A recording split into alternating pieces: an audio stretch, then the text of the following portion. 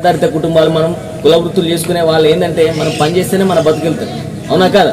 అదే మనకు జ్వరాలు వచ్చి మనం ఇంట్లో గిట్ట పడుకున్నట్లయితే మన ఇంటి పరిస్థితి ఎంత దారుణంగా ఉంటుందో మీరు ఒకసారి ఆలోచించుకోండి. పిల్లల భవిష్యత్తు అంధకారం ఉంటుంది, రేపు పొద్దున ఆర్థికంగా కానీ అన్ని రకాలుగా మనం వెనుకబడిపోతాం, అవునా కదా? కాబట్టి దయచేసి ప్రతి ఒక్కరూ పరిసరాలన్నీ పరిశుభ్రంగా ఉంచుకొని మీ ఆరోగ్యాన్ని కాపాడుకోవాలని తెలియజేయడానికి ఇక్కడికి రావడం జరిగింది. ఇంకొక విషయం ఏంటంటే మొక్కలు నాటండి, వాటిని సంరక్షించాలి. మొక్కలు ఎందుకు నాటాలి, మాకేం అవసరం అని అనుకోవద్దు దయచేసి. మొక్కలు ఏం చేస్తాయంటే మనకు పళ్ళని ఇస్తాయి, పూలని ఇస్తాయి, మంచి గాలిని ఇస్తాయి. గాలి లేకపోతే మనం బతకలేము, అవునా కదా? మనం బతకడానికి మూలమైన గాలిని ఇస్తాయి.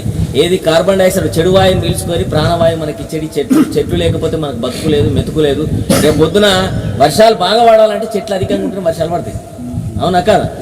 కాబట్టి ఖచ్చితంగా మొక్కలు నాటాలి, వాటిని సంరక్షించాలి. పుట్టినప్పటి నుంచి చచ్చిపోయేదాకా మనతోటి బంధం ముడివేసుకునేది ఏదైనా ఉండదంటే మన చుట్టాలు బంధువులు ఎవరు కాదు, ఓన్లీ చెట్లు మాత్రమే. ఎందుకంటే రేపు చచ్చిపోయేటప్పుడు ఎవరు కూడా మన ఎమ్మటారు, ఓన్లీ చెట్టు మాత్రమే కట్టేలాగా మనతో గాలిపోతుంది. కాబట్టి ఆ విషయాన్ని గమనించండి, చెట్లను పెంచండి, వాటిని సంరక్షించాల్సిన బాధ్యత మీ మీద ఉందని తెలియజేస్తూ ఒక పాట ఉంటుంది, వినండి.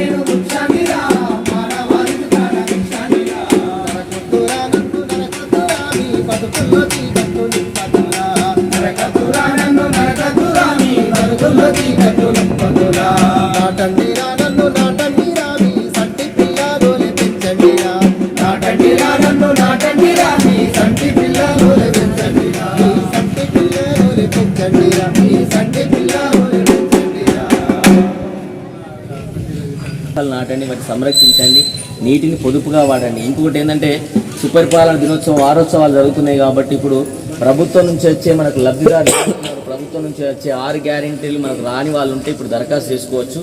ఇప్పుడు వస్తుంది మీకు కూడా. ఎవరైతే ఉన్నారో వాళ్ళు ఖచ్చితంగా లబ్ధిదారులు మనం ప్రభుత్వం నుంచి వచ్చే ఖచ్చితంగా ఆ పథకాలని మనం తీసుకోవాల్సిన బాధ్యత మన అందరి మీద ఉంది. కాబట్టి దయచేసి ప్రతి ఒక్కరి విషయాలని గమనించండి. ఇంకోటి ఖచ్చితంగా మొక్కలు నాటి సంరక్షించండి. ఇంటి ముందట ఎక్కడ కూడా చెత్త చెదారం లేకుండా చూసుకోండి. ఇంటి లోపల దోమలు ఈగలు ఉన్నట్లయితే వాటిని ఏ విధంగా అంటే మనం నిర్మూలించాలనో ఆ విధంగా మనం ఎమ్మెల్యే ఆల్అవుట్ కానీ అవన్నీ పెట్టుకొని మీ ఆరోగ్యాన్ని కాపాడుకోండి దయచేసి ప్రతి ఒక్కరు.